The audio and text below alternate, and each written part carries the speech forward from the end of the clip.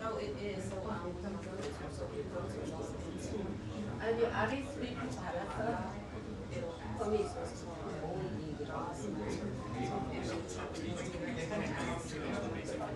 어디? 누구 받았는 거야?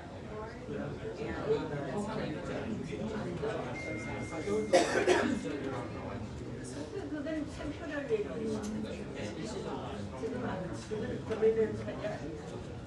That's what you have? No, not yet. Not yet. Yeah. Saying watching you, then there's some behind the background test.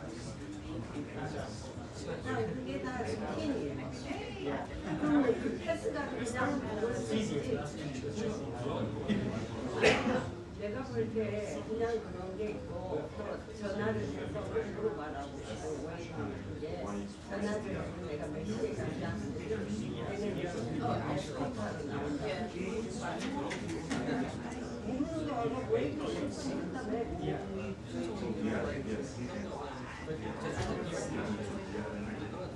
그렇지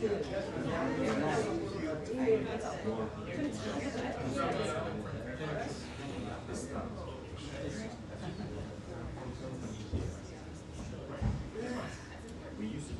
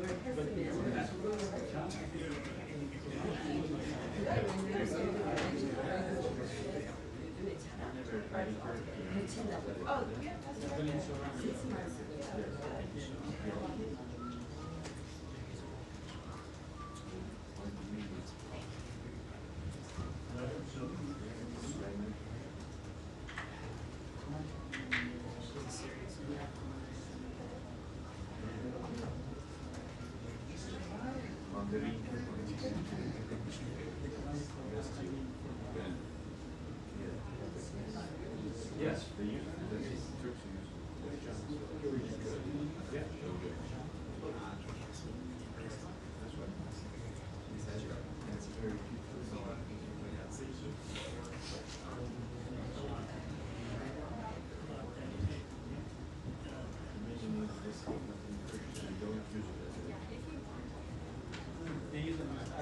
Yes.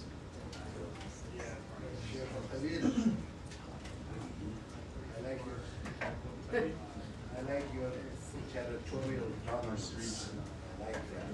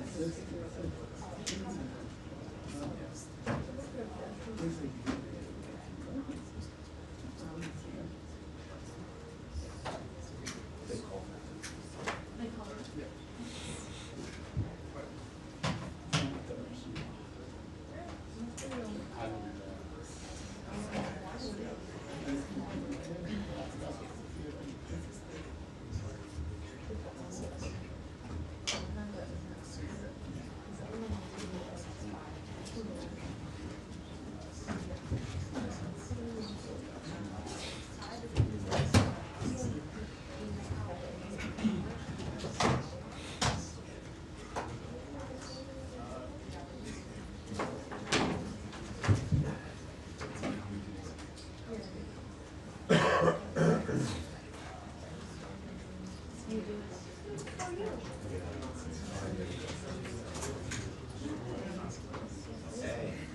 I saw you on Friday. That riveting agreement.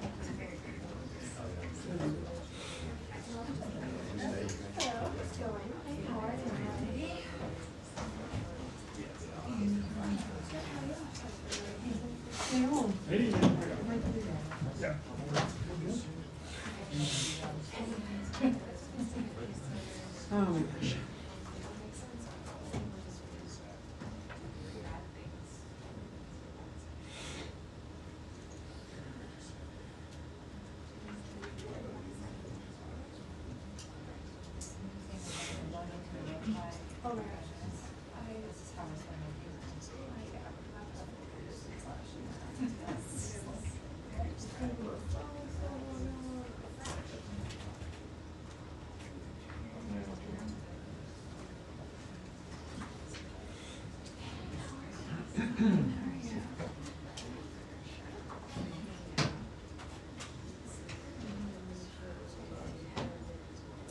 Thank you, I'm not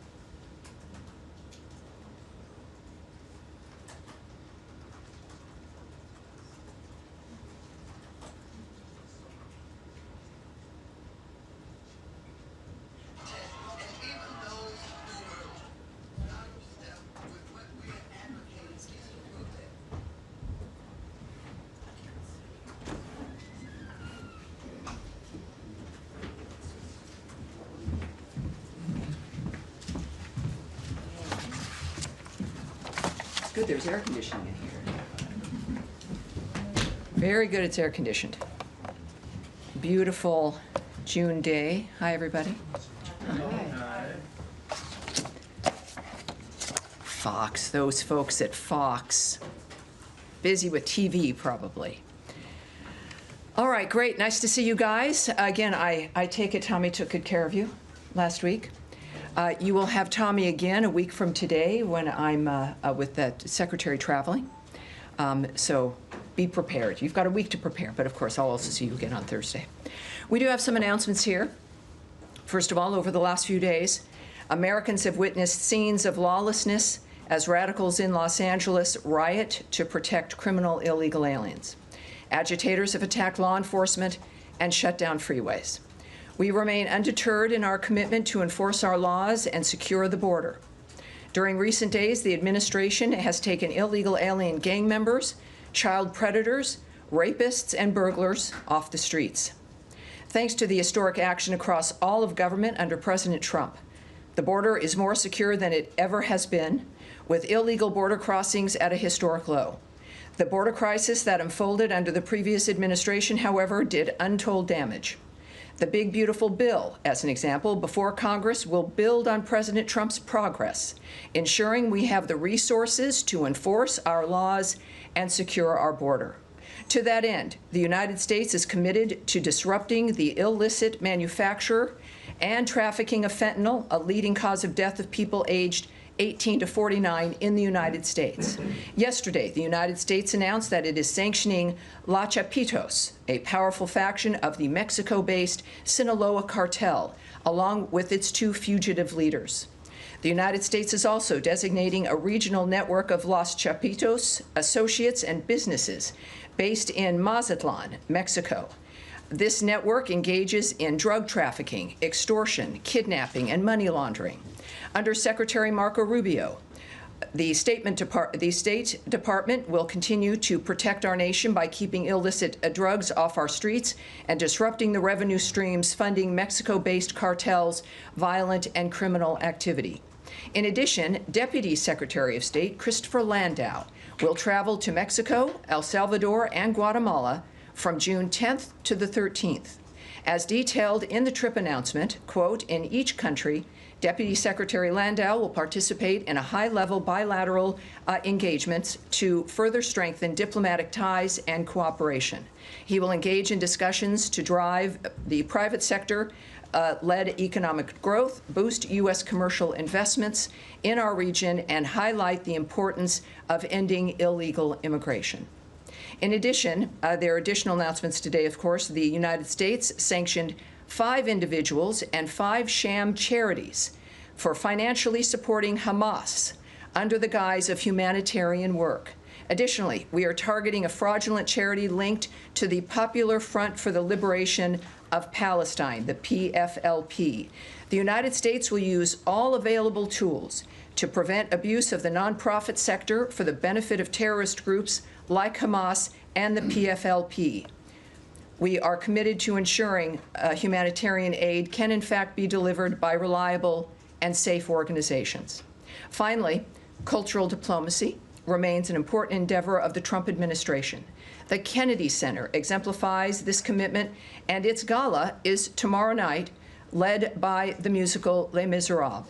The center will have a season that will have Broadway, ballet, opera, and even Dolly Parton, in addition to a lot of other great things for kids as well.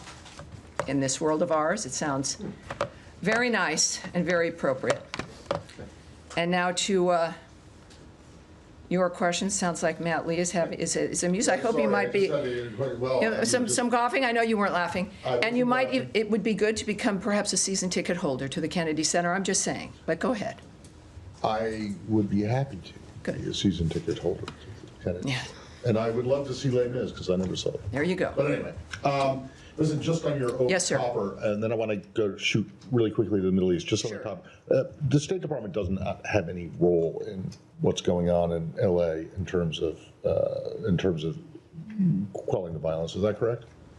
Well, as I would view it, and I think that we all know that many of the aspects regarding illegal immigration, certainly on the issue of visas, the controlling of the border, the designating of foreign terrorist organizations, is one part of a whole of government effort to keep the country safe, to keep Americans safe. Don't push me off here. I'm answering your question.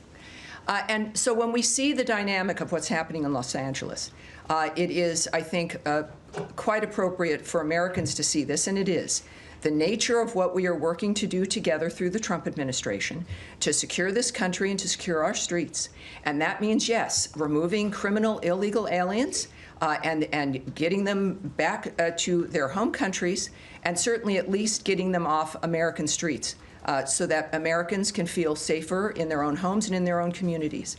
And so in the midst of that, when we talk about it, of course, it's the State Department, it's the DOJ, it's ICE, it's the Department of Homeland Security, it is the White House. It is a multitude of departments working together to envision and implement President Trump's vision. Okay. Let me yes, sir. Go to the Middle East. So Ambassador Huckabee gave an interview earlier today, I think it was earlier today, maybe it was yesterday, but in which he called into question, or didn't call into question, they basically said that the administration is not particularly interested in seeking a two-state solution for the Israel-Palestinian conflict. And I want to know, I mean, he's been outspoken on this issue in the past, before he became ambassador. But is he speaking on his own, or is this now administration policy that you're no longer so interested in that kind of a resolution? Well, first of all, I'm not going to characterize the ambassador's remarks. I'm not going to explain them or really comment on them at all. I think he certainly speaks for himself. At the same time, of course, ambassadors are there and they're working with their host country, but when it comes to American policy and certainly where the president stands, I'd suggest you call the White House. Okay, thanks. All right. Yes, Andrea Mitchell. Hi, thank you, Tammy. Let me ask you about part of the potential enforcement of the administration's policies to deter illegal immigration. Mm-hmm. There is reporting of a potential plan to send undocumented immigrants or others who have been detained to Guantanamo, perhaps as soon as tomorrow, while there is a court case pending to rule out Guantanamo as a place to send people, saying that it is not necessary, it is too expensive, and that the conditions are intolerable. But that this would include Europeans from allied countries countries that would willingly accept deportations of their illegal immigrants here. So what is the State Department's position on whether European illegal immigrants, migrants, who have been detained should be sent to Guantanamo rather than to their host countries, including countries that would very willingly accept them? Do you think that this would damage relationships with our allies? Well, first of all, I can tell you that this entire dynamic, it's managed by DHS, first of all. It's certainly not a dynamic managed by the State Department. I can also say that, of course, it's not new that we are moving criminal illegal aliens to Guantanamo prior. It's not the final destination. It's prior to their being sent to their home country. But when it comes to each country, I'm not going to speak to that. But I would suggest that I have a follow-up. well, I won't speak to any country when it comes to the illegal aliens, the criminal aliens that may or may not be sent to Guantanamo Bay. That clearly sits within a diplomatic framework. You're asking me to speak on what the Secretary or others might be discussing with their foreign counterparts, and I'm certainly not going to do that. I'm not going to speculate, and nor will I guess or speculate on the nature of any kind of backlash or the impact on the State Department. What I can tell you is that the backlash would be as if we weren't doing our job. State Department and the Secretary has been very specific about our role, which is the vetting of people who are coming here in the first place, removing illegal aliens who are here, criminal illegal aliens, whether they've overstayed their visa, are here illegally entirely. We're very focused on the nature of what the State Department has as its charge. And this is a framework, again, that's, as I just mentioned to Matt, where you've got a whole of government framework. The DHS is in charge of this particular aspect. But if the DHS literally would be in charge, but does the State Department have a view about what the diplomatic impact would be on our allies? Again, Andrea, you know I'm not here to speak about the diplomatic opinion or the speculation of the nature of the feelings of things. I'm here to talk about the specifics. You're right. You know, the United States has increased enforcement of immigration laws and removal of illegal aliens. They are being removed because they didn't have a legal basis to be in the United States. These are the why, you know, the visa dynamics, the nature of that we have the right, like every country does, to control who comes in and to have an interest in who stays.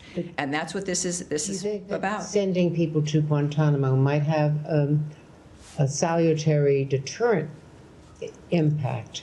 Would that help the whole of government approach which you are describing? What I can say is that this is a very specific mission to make American streets safer.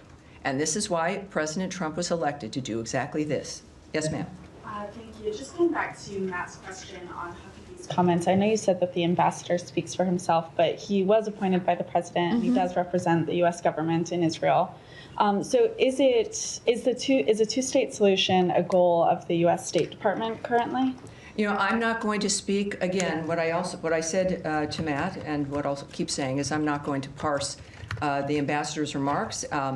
That's not what I'm going to do here, and I'm also not going to speak about the nature of what people say that he was claiming or not claiming. I'm not going to have a speculative conversation about that right now. I would suggest that when it comes to the policy of the United States, that sits with President Donald Trump, and he's just it's like a 15-minute walk away from this building.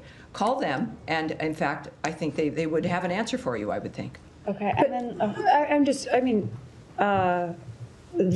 of course, the president sets the policy, but Secretary of State is in charge of foreign policy. So irrelevant of yes, what I'm not, ambassador. Yes, I'm not going to begin a conversation speculating based on a statement Ambassador Huckabee may or may not have made. I would suggest when we think about the policy, yes, Secretary Rubio implements President Trump's vision for foreign policy. In speaking on that issue, with everything going on in this world, we are focused clearly on the nature of the things that are in front of us. And I would just suggest calling the White House to make a determination of the Trump policy, the Trump administration's approach in this regard. So Secretary Rubio doesn't make foreign policy. It's his vision and implementation of President Trump's point of view and President Trump's vision. And so that's what Secretary Rubio does, and obviously does it very well. Yes, sir. What's the vision that he's implementing here, Tammy? I'm not going to begin to speculate or go into this. How about I'm just the not going to National go Security here. Advisor Ladies, if you want to speak about the National Security Advisor, also call the White House. Yes, sir. Just to follow up on that issue. Sure. And this will go ahead. Sure, but what we have heard from the president is he wants the United States to take over Gaza, which is obviously one of the occupied Palestinian territories and would be part of a future two-state solution.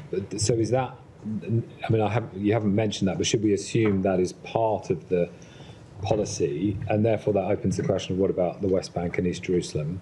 And is that? I mean, Ambassador Huckabee seems to be suggesting there wouldn't be a future Palestinian state in those remaining areas. So we kind of know half of the answer to the question, in that you've said it's President Trump's view and decision, and he's stated that, although you haven't restated it here about Gaza. So it's just if we could clarify what. Well, there's a focus on Gaza, and for a very good reason.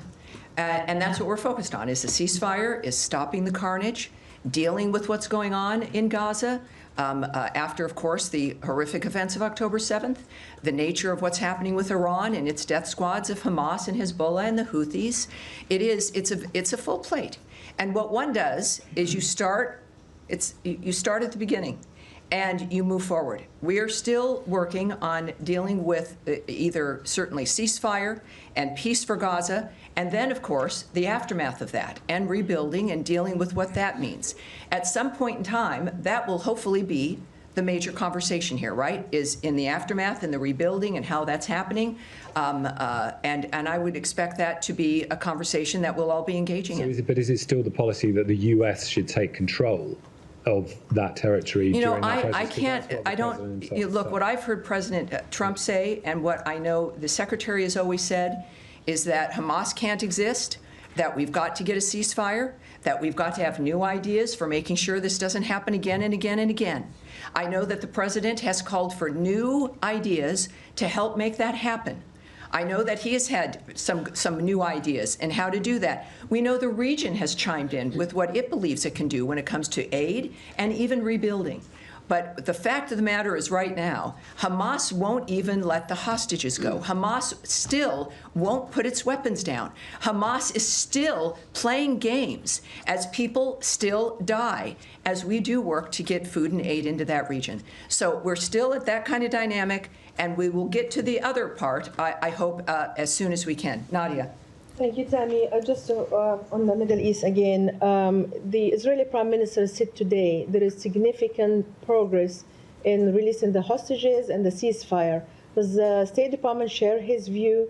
And also I want to ask you about the 20 people who have been killed today around distribution center. Last briefing, I believe you said that the Israelis are investigating that. I'm just wondering how these people who have been killed daily now, not one day passes without people being killed around this food distribution center, how can they get their food safely? Well, of course, that is exactly what we've all been working on, right, is getting food and aid safely in. We also know that the UN had a horrible dynamic where they had flour that they report was stolen by Hamas, and that the problems, and as I've said regularly, we all know it's a war zone. It's a war zone led by terrorists who don't care about humanity or the future. Regarding what's happening on the ground there, I would refer you to the IDF in Israel, which continues, of course, to investigate. And in the case of what's being led by the IDF in Israel there, I think that's where you'd need to go in that regard. And there was a third part. What was this? Talking about the significant progress that Netanyahu is talking about today. Yes. Well, again, I can't speak to what the Prime Minister has said. Is he sharing anything with you, the State Department? I can't speak to that at this point when it comes to what Netanyahu has said. Saeed, yes, and this will be the end for this particular stretch of questions. Yeah. Yes. Thank you very kindly. Sure. Just to follow up on the questions that were raised on the two-state solution and so on. Sure. Now, we know that President Trump in his first term came up with the deal of the century, which spoke almost in details about his vision. Let me ask you this. Now, there are 5.5 million Palestinians in between Gaza and the West Bank. And I want to ask you, if there is no position of the State Department at this time, because the State Department has always... What I said was I was not going to speak about the issue. I did not say there was no position, sir. Okay. All right. Be very careful, because I'm not going to have you put on the record something that is entirely not true. Okay. And I want you to proceed with that in mind. Okay, I take it back. I wanted to ask you, what do you consider the Palestinians in the West Bank? I mean, I will not provide to you, Mike, what I consider. Are they under occupation? We are not going to. I will not. Look, it was nice to be able to call on you, Saeed. I'd like to be able to have a question that I can answer, but you're asking me to speculate. Okay. Right. I would say, I will just reiterate as we move on to another issue, is that President Trump is a man who understands and is working, really is committed these 5-6 months to being a peacemaker and to changing things that people have not been able to change for half a century. Right. And he is determined to do it. He cares about everybody. He cares about the people of Gaza. He cares about the Israelis. He cares about Jews. He cares about Christians. This is a man who genuinely is determined to make a difference as an individual. This is a very fluid situation. He wants solutions. He wants to make sure that people can live safely in the world. And we've seen him time and time again make different decisions, have consultations, talk to people nobody thinks he should talk to. He can change his mind. He's clearly transparent, speaking about what he's going through and thinking each day. So when we think about what the future will look like, it's allow us to do the work that we're doing right now, focusing on the ceasefire, getting aid into that region, and let the president, who's determined to deal with all of the issues in that region, come to the fore of what happens next, and we will learn that only from Donald Trump. All right, so is this other than the Middle East? Where else are we going? Well, no, this is going, ladies and gentlemen, no, I've said no, Saeed was it? Now, where are you coming from? Iran? All right, we'll do Iran, sure. That's also the Middle East. Well, we're not, Gaza and otherwise. Let's move forward, please. There was just confusion because the two-state solution has undergirded U.S. policy for the past several decades. But I understand that is a question to address to the White House. Yes, it's for the White House. It's for the future. I will not be commenting from this podium today. And this is, again, we've got so much more on the. Let's just move on, please. Iran? The question on Iran is there's been conflicting messages about whether and where and when a 6th round of talks with Iran may take place. Is there clarity on that from the U.S. perspective? I don't know if you would consider it clarity, but I can say a few things. The president, I think, he noted that something would be happening soon, this week. I think that what I can just reiterate here is that we would hope and expect that there would be new additional talks, and that, in fact, they would be soon. But beyond that, I have nothing to preview. But in similar situations, when we believed that it would be soon, it, in fact, ended up being soon. Great. The Iranians have concretely said Sunday in Oman. So if that is Well, not the U.S. understanding, then I can't comment on that. Again, the president mentioned a different day. I think that there are individuals involved, obviously, who are working on this, and there will be a final determination, and we will hear about it when that determination is made. okay. In that context, just very quickly. One more follow-up, and then we'll go on. Thank you. Well, just because the president also had mentioned that this Thursday, this week, would be the sort of 2-month deadline for reaching a deal with Iran or not. When is it determined that those talks are a failure and you don't progress to future Well, the rounds? president makes that determination, and the people involved. As I've mentioned before, if you think that think about the deadlines, or even as the secretary has said on another situation, that it would be a matter of weeks. The funny thing about negotiations and discussions is that things happen, and that there are conversations, and progress is sometimes made, not tremendous progress, but enough to keep going. So it is not. It is a dynamic as it would be with any diplomatic consideration, that negotiations are meant to move things forward. And the good news is that, in fact, it would appear that things are moving forward, and that's what we all want. All right. Yes, sir. Thank you, Tammy. Moving to Ukraine, if I may. All right. Now, let's one more. Now we're thinking of Lebanon and the other elements of the Middle East. Did you have something, sir? Yes, you. All right. Iran follow-up. All right. So President Trump also said something about Iran that was quite interesting yesterday during the roundtable. He said that Iran has been helping with the ceasefire negotiations in Gaza. Are you able to shed any light on that? No, I can't. Refer you to the White House in that regard. All right. Lebanon, yes, sir, right there. Thanks so much. Yes. Ukraine has been under massive drone attacks, particularly Kiev last night. Given that, Ukrainian president said publicly that they have been asking for permission from the U.S. To purchase air defense systems that they can mitigate Russian attacks. Why wouldn't the U.S. let them purchase air defense systems, much needed air defense systems? Well, I can't speak to the details of purchase decisions or negotiations about what we're going to allow to be purchased by an ally. That is the Department of Defense, effectively. What I do know is what the President has said and what the Secretary of State has said in a number of venues is that we certainly, and we've been Ukraine's biggest supporter and defender, literally, is that we want them to have surface-to-air missile protections, right? We want them to be able to deal with incoming missiles. We know that it's been discussed about our European partners who have those systems from us to get them to Ukraine. There's a number of different negotiations and aspects involved in this kind of dynamic that does not involve the State Department. It's about munitions and purchasing and all of that. What I do know is that we are doing and continue to wish to do as much as we can. That is not disputed. And I understand the Ukrainians, who are great friends of this country and have done, there's no disputing the bravery and the commitment of the Ukrainian people. If that was ever in doubt or questionable, this war and how they've defended their nation has dispelled any of that.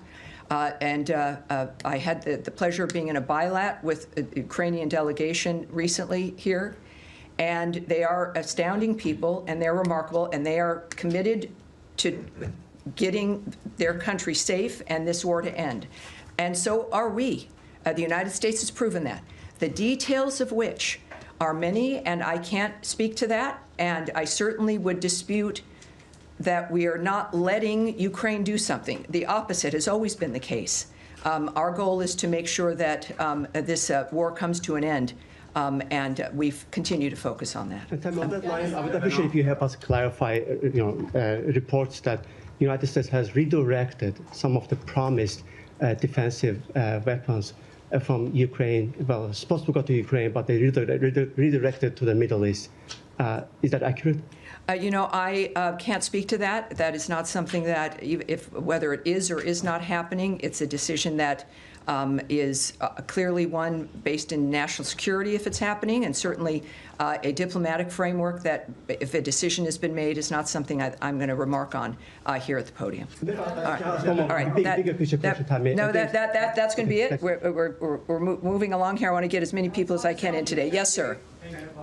Last week, Pakistan's all-parliamentary delegation led by Bilawal Bhutto Zardari was here. Did he had any meeting the State Department, and also has U.S. received any commitment or assurance from Pakistan that they will stop taking, they will take action against terrorists working from this? Well, I can tell you that State Department officials, including Undersecretary for Political Affairs Alison Hooker, met with the Pakistani parliamentary delegation during a visit they had to Washington last week. She reiterated U.S. support for the ongoing ceasefire, as you might imagine, thank God, between India and Pakistan. They also discussed important issues to the bilateral relationship, including counterterrorism cooperation. So that meeting occurred. We also know that Deputy Secretary Landau met with the Indian parliamentary delegation last week, and he also reaffirmed the United States' strong support of India in the fight against terrorism and strategic partnership between those two countries. Did you receive any assurance from Pakistan that they will take action against terrorists? You know, I am not going to discuss the details of those conversations. All right. All right. Yes, ma'am. Thank you, Tammy. Do you have any updates on the temporary pause on scheduling new interviews for student visa applications? Is that still in effect? I can tell you, of course, and that's a good question because there's so many other conversations about visa restrictions. I do believe that we are in the process, and I don't know if, Tommy, if we might have to take this back, I know last week that we were in the process of indicating that it would be very soon and that people should start looking for those spaces to open up regarding appointments. Nothing has changed in our encouragement still of people to apply for those student visas. This was a matter of making sure that the process that we were expecting of consulates and embassies was proper when it came to what we expected them to be able to vet for. And that process, we were told, would be rapid. And I think at this point, what I can reassert here is that people should watch for those spaces to be open, should continue to apply. This is not going to be a lengthy or an ongoing dynamic. It was meant for a specific, almost an administrative adjustment. And I would hope perhaps we can go back and get more on this. But I think that that's where it stands. And perhaps on Thursday I can get even something more specific for you on the record. And another reminder to the people watching at home. When I say we're going to take something back, it means that we're going to get an answer to that question for the reporter and get it right back to them as well. And so that'll also help us for the next briefing also. Afghanistan, yes ma'am. Afghanistan. Afghanistan. Thank you, Thank you. Let's keep this in order, please. Let's go ahead. Thank you so much. Thank you. As you know, Afghanistan situation is still critical, but different people, different diplomats like Zal Khalil, the former ambassador in Iraq and Afghanistan, he has a positive idea. But unfortunately, yesterday there was a war started, and Taliban claimed that this is from the ISIS. Number one, do you think it's still ISIS is still active in Afghanistan? And my second question is still some Afghan who was SIV and P1 or P2 left behind in Afghanistan, Pakistan, Iran. Do you have any update for them to come to the United States, please? Well, first, I can't speak right now on the internal dynamic of what's happening in any problem between people or claims about ISIS being active and violence that was ensuing. But let's take that back and see what that is. I do know that for the visa restrictions and Afghanistan, that there is, for the SIV visas, the proclamation that was used announcing this states that Afghan special immigrant visas are accepted. I'll say exempted from the suspension of entry to the United States. Consular processing of Afghan SIVs, including Afghan SIV interviews, continues at U.S. embassies and consulates around the world. All right. Yes, sir. Thank you. Me? Yes, you. Yes, sir, you. Yes, thank you. All right, if we're going to have disruptions, we're going to, let's make it, let's stop this if we could, Heather. Let's move, please. Let's get, we will remove you if you are not silent right now. So we are going to be respectful to your fellow journalists, and thank you very much. Thank you very much. Now we will go. Thank you, sir. Thank you very much. As you know, the Iraqi federal government has cut the budget and salary of the Kurdistan region. Have you addressed this issue with Baghdad? What is your position on the matter? And I have yes, we're aware of this. We are aware of this. And we urge Baghdad and Erbil to resolve their issues through constructive dialogue consistent with their constitutional responsibilities. Resolving the salaries issue quickly sends a signal that Iraq is creating an environment in which U.S. companies would want to invest. Successful resolution would also send a positive signal on broader cooperation for the benefit of all Iraqis, such as reopening the Iraq-Turkey pipeline and additional energy exploration, including with U.S. companies. When speaking with senior Iraqi officials, such as Prime Minister Soudani, Secretary Rubio has emphasized the importance of stability and prosperity in Iraq and the region. He has done the same in recent meetings and conversations with KRG President Barzani and KRG Prime Minister Masroor Barzani. U.S. support for a strong and resilient Iraqi Kurdistan region remains a crucial element of our relationship with Iraq. All right. Yes, all right. Next, please. Let's get everyone in if we can here. I'm only going to ask one to get everybody in. Sanctions question for you. The ICC sanctions that were announced last Thursday. 2 members of the pre-trial chamber that signed off on the arrest warrants for Prime Minister Netanyahu, Defense Minister Gallant, were sanctioned. But the presiding judge, the 3rd judge in the pre-trial chamber of France, was not sanctioned. What was the reasoning behind sanctioning only 2 of the 3 members and not the presiding judge of that chamber? Yeah, again, that obviously was a internal diplomatic decision made very specifically about specific individuals, which I won't discuss. So it was a diplomatic decision? Well, it's what the decisions that go into the nature of when to do a sanction.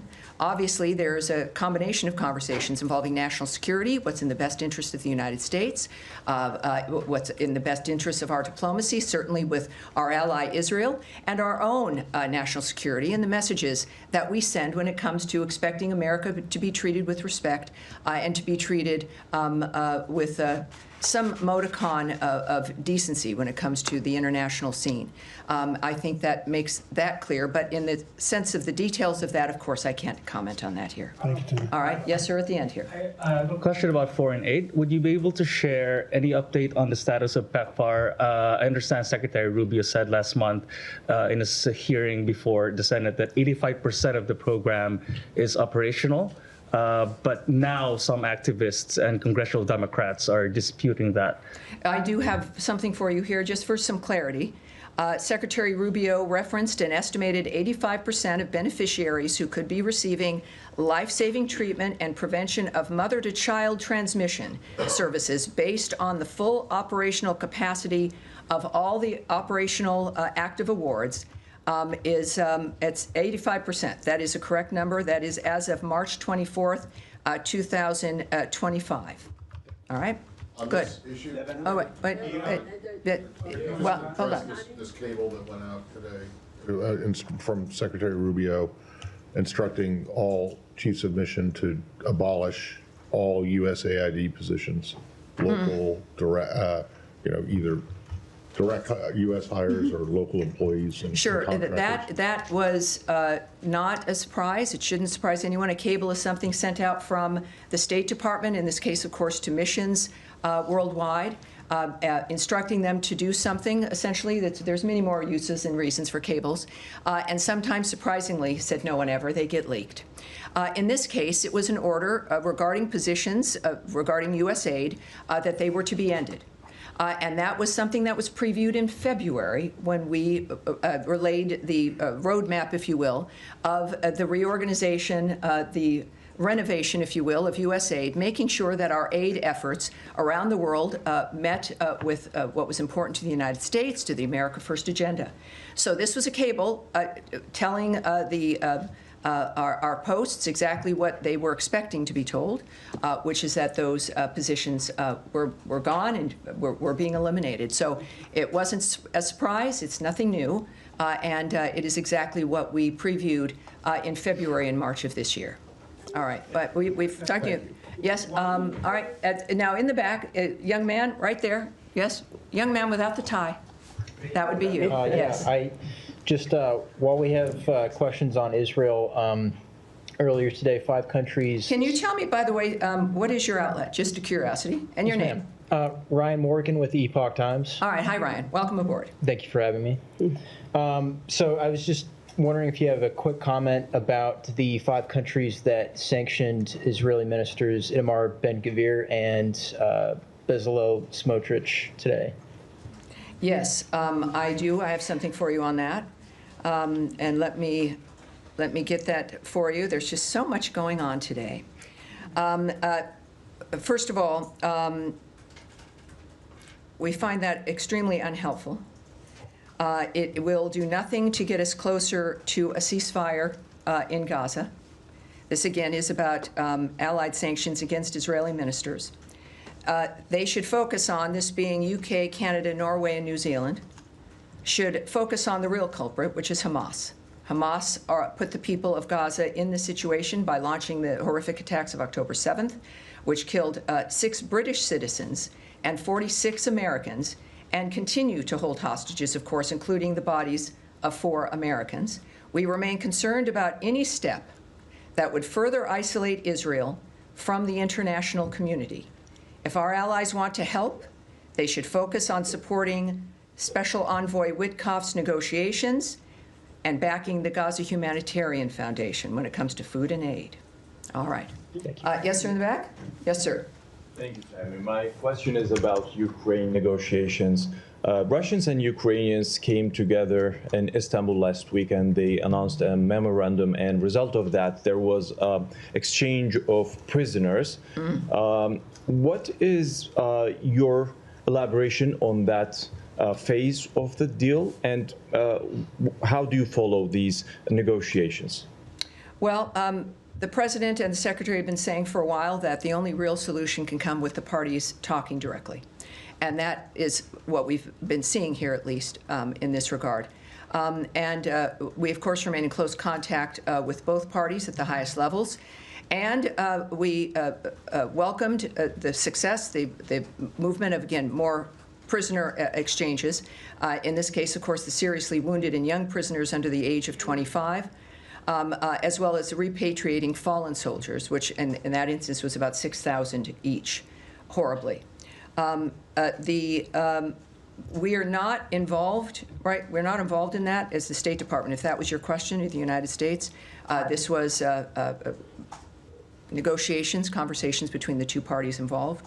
And that's all I can tell you, is that we welcome that progress in the meantime. Are you in contact with the Turkish authorities in order to have them involved in some way to reach a deal between the 2 parties? Well, I obviously won't speak on, we talk with all of our allies on a number of different reasons all the time, but I won't discuss what the details are of those conversations. Yes, sir. Thank you, Tammy. Question on Iraq. When do you expect Iran to get back to you about your proposal? And President spoke to Focus, and he said Iran is acting much differently in negotiation than it did just days ago. What's changed from Iran from recent days? Well, I don't speak for Iran. And I think that what we will find is, as we've discussed, the expectation of further talks and those leading those talks and handling the situation. I would hope, as we all do, that we can finally have some answers and some agreement when it comes to the situation. On Iraq, you said that you are encouraging both Erbil and Baghdad, the Kurdistan region of Iraq and Baghdad, to solve the issue over the budget. Are you engaging with them? There are reports that recently the U.S. charged the affairs to the Iraqi embassy in Baghdad. He met with the Iraqi prime minister and he put direct pressure on Iraqi prime minister to solve this issue. Now the Iraqi officials that saying that we are getting heated from the Washington to solve this issue. Do you have any updates Well, on that? in my previous answer to this, it's clear, even from this podium, we're expressing what we expect to see. And they know what we think. And we've been saying it over and over again. It's not, I'm not going to speak on rumors or single reports or somebody talking about a chargé d'affaires or an ambassador and what they're talking about and who they're meeting. That's not going to happen here. But we here have made it very clear that this is a situation that has to stop. And we know that, of course, as I've noted, that resolving situations like this will entice more companies to get involved in the area, making everyone's lives in the region better. All right. Yes, sir, in the back. I was behind the man with no tie. Behind our friend with no tie. Yes, sir, go ahead. I should not wear the tie then. Now, right? you have a tie on. That would be you, yes. No, you, sir. Oh, you, thank yes. you so much. Thank you, Tammy. Too many with no ties these days. All right. No offense So to the no tie wearers. Thank you so much, Tammy. So after the ceasefire between India and Pakistan, President Trump offered to mediate on the issue of Indian-held Kashmir. I was just wondering what kind of follow-up we are expecting, like how State Department move forward, like inviting the leadership of both the countries, or like going to support UN Security Council resolution on Kashmir. Well, I obviously I can't speak to what's on the mind or the plans of the president. What I do know is I think we all recognize that President Trump, in each step that he takes, it's made to solve generational differences between countries, generational war. So it shouldn't surprise anyone that he'd want to manage something like that. He seems very much to be, and not just seems, but he has been the only one to bring certain people to the table to have conversations that nobody thought was possible. So while I can't speak to his plans, the world knows his nature, and I can't speak to any details of what he might have in that regard. You could call the White House. I have a feeling they would have plenty to say, but it is an exciting time that if we can get to a point in that particular conflict, thank God, but also thank Secretary Rubio and President Trump and the Vice President. It's a very interesting time, and so it's every day we bring something new, and I hope perhaps something like that can also get resolved before the president. Yeah, keeping Americans safe is a top priority of this administration. An American citizen, Gopal Singh Pannu, has wrote a letter to Secretary Blinken demanding to put sanctions on Indian agents involved in his assassination attempt.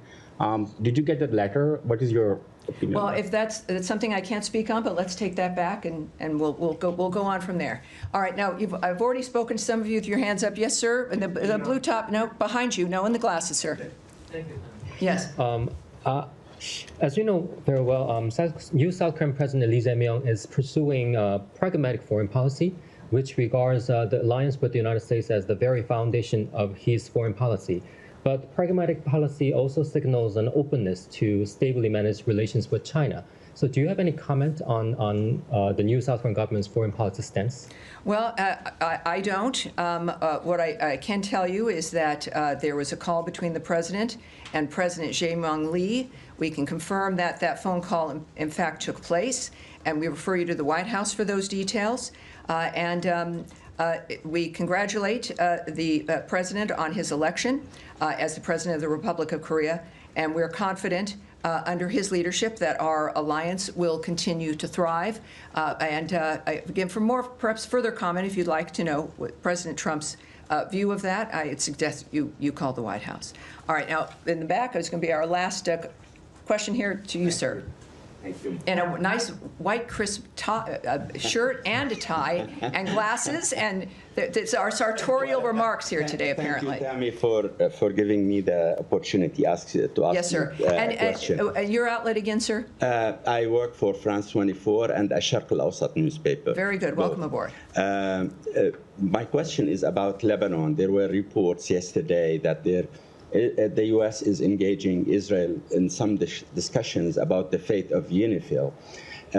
Would you please shed some lights on what do you think regarding the situation of UNIFIL in southern Lebanon, and what do you expect from UNIFIL and from the Lebanese government?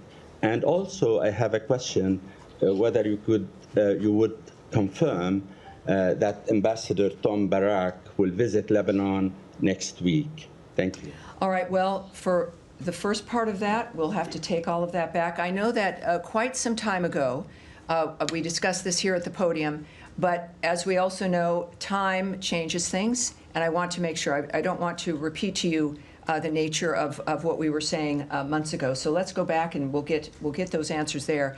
Regarding Ambassador Barak, he is, of course, our ambassador to Turkey, and he's leading the way in our effort regarding Syria. And giving them a chance to make a difference and to move into the future. I think we can get a good answer from the ambassador about his plans regarding any travel. I'll do my best for you in that regard. But he's a busy guy. We had him here last week. He spoke to many here in general, off the record for like a meet and greet. But he's a man who clearly is making a huge difference. We expect more from him, and we'll get back to you with his travel plans in the end. A quick follow-up. All right, sure. On the fate of Ms. Morgan Ortagus, because there are a lot of rumors. Well, in that means, Lebanon boy, and I can in see the myself region. answering this question. Yeah, but said no one ever. But I know you answered without answering the question before. Well, but, I will not answer rumors? without not answering. No, first of all, I will not speak about personnel dynamics. I'm certainly not going to address rumors surrounding those, any personnel dynamics here regarding anyone. I'm going to leave it at that. All right, thank you, everyone. Great job. I'll see you on Thursday. Thank you very much.